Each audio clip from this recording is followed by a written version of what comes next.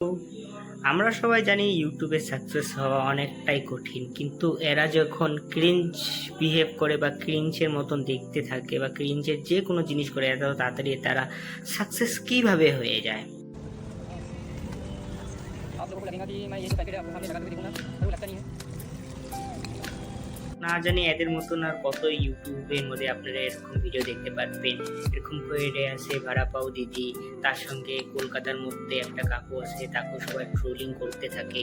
তো ইউটিউবের মধ্যে এইভাবে তারা কীভাবে সাকসেসফুল হয়ে যায় বা সোশ্যাল মিডিয়াতে তারা কীভাবে সাকসেস পায় ক্রিঞ্জের মাধ্যমে। পিপল এদেরকে ক্রিঞ্জ বলে, কিন্তু এদের কাছে মার্সিডিজ তার সঙ্গে আইফোনও থাকে। আপনারা বিশ্বাস না করলে দেখতে পারবেন ভিডিও বা রিলসের মধ্যে।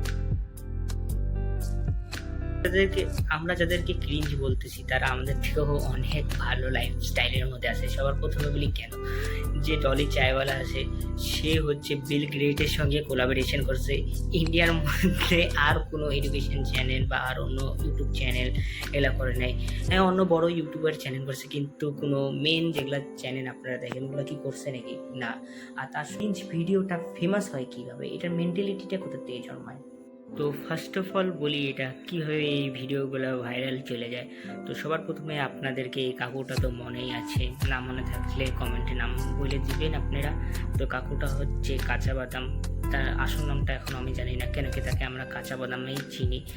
তিনি এতই সাকসেসফুল হয়ে গেছে যে বড় বড় ইউটিউব চ্যানেলে, যেগুলো একটু ফেমাস ইউটিউব চ্যানেল ছিল তাদের সঙ্গে গানও করছিল, আর বিদেশি লোকরাও তার গানটাকে রিমিক্স করার চেষ্টা করছিল বা বিটের মতন ভালো করছিল। কিন্তু তারপরে এমন হয়ে গেছিলো যে পরিস্থিতি, তিনি আর তার সাকসেসটাকে ঠিক মতন রাখতে পারে নাই। ইউটিউবের মধ্যে এরকম টাইপের ভিডিও আপনারা অনেক দেখতে পারবেন, যেখানটায় সবাই ফালতু ভিডিও বানায়। অবভিয়াসলি আমি নিজেও বানানোর পিছনে একটাই থাকে, ফেম, পয়সা আর সাকসেস হওয়ার জন্য। কেন কি এগুলোর মধ্যে প্রচুর টাকা থাকে, আর যেগুলোর মধ্যে টাকা আছে সেটাই জিতে যায়। আর ইউটিউবের মধ্যে এত বড় বড় ইউটিউবারগুলো যারা নিজেদের ফেক লাইফস্টাইল দেখায় বা ফেক জিনিস করে, এগুলোর জন্য এগুলা রিলগুলো তৈরি হয়। মেন ব্যাপার হচ্ছে সবাই নিজেকে শো অফ করার জন্য, বা আমরা যাদেরকে ক্রিঞ্জ করি তারাও এতটাই সাকসেসফুল যে আমরা নিজেরাও কল্পনা করতে পারি না। কেন কি যেরকম আমরা ইউটিউবের মধ্যে ভিডিও বানাই, তাকে একদিন না একদিন একটা ভিডিও ভাইরাল চলে গেলে পরে লাইভ হয়ে যাবে, এটাই ভাবে আমরা ভিডিও বানাই। ওরকমই তারাও ভিডিওটা বানায়। ওই জন্য এইটা বলা যে একদমই খারাপ যে তারা ক্রিঞ্জ, তারাই সে। কেন কি ক্রিঞ্জ বললে পরেই তারা বেশি আরও ফলোয়ার্স আর লাইক শেয়ার বেড়ে যাবে, আর তাদের ফলোয়ার্স একটা সাকসেসফুল ব্যক্তির মতনই থাকতে পারে।